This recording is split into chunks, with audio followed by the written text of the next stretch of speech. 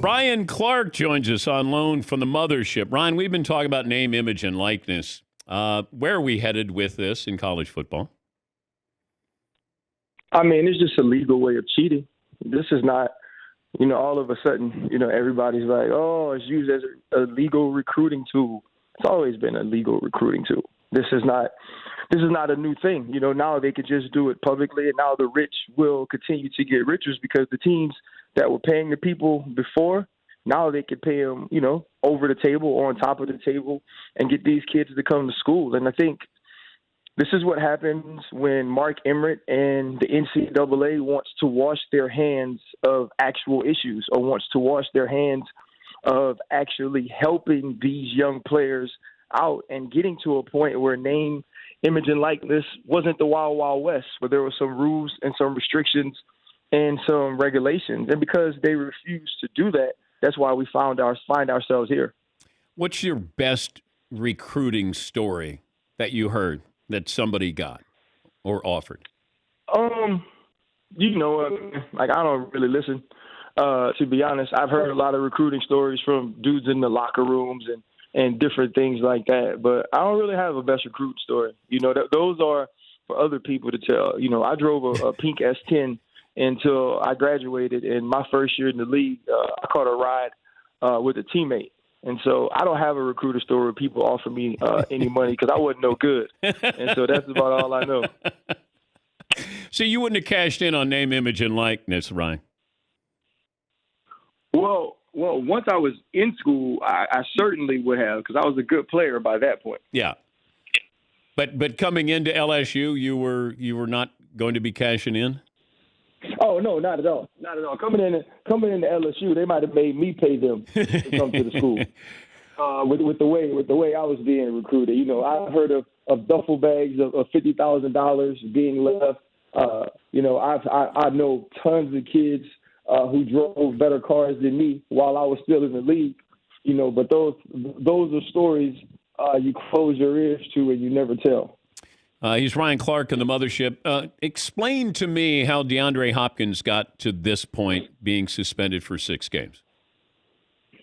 You know how it works. You go in, you take your performance enhancement test.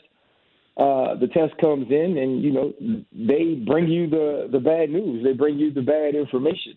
Not necessarily sure, what DeAndre ingested or what he took.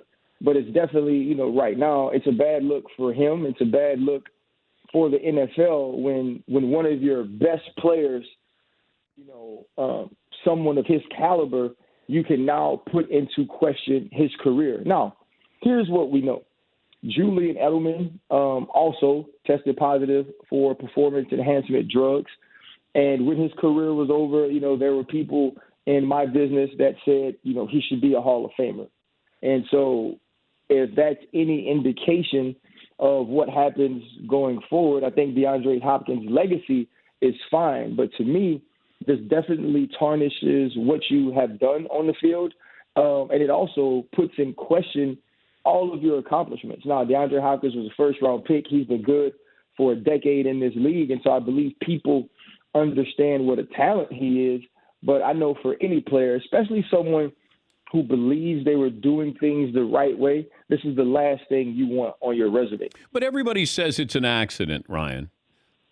Like how does somebody of DeAndre Hopkins' stature, or even Edelman, that you get popped? Like, if you're smart enough, then you know how to sidestep this stuff, unless you've been doing it all along. Well, I think the biggest thing is and this is what I do believe, that people believe they're smarter than they are. And you also begin to trust people that you don't, that don't know, right? Or trust people that you shouldn't. And so you're expecting that if you take a certain thing, then they'll be able to mask it, or they'll be able to get you through the test. And you also listen to people when they tell you this is undetectable. But the bottom line is, man, you do the right things, you follow the guidelines, and you'll be okay. In 13 years, was I always the best player? No. Was I always a guy who's the biggest, strongest, fastest? No. But I was always me. and I could, go to sleep at night understanding it. When do you think the Cardinals got an idea that they were going to be or could possibly be without DeAndre Hopkins, and therefore making the trade with Hollywood? Yeah, the Cardinals knew that before the weekend, obviously. Okay. I can't tell you exactly when, but they knew before the weekend. And I tweeted yesterday that now it makes sense. I'm sitting back. I'm watching the draft. You know what I'm saying? It's the 57th NFL draft class. I got me a little Crown Royal, and I'm watching the draft, and I said, oh, look at this.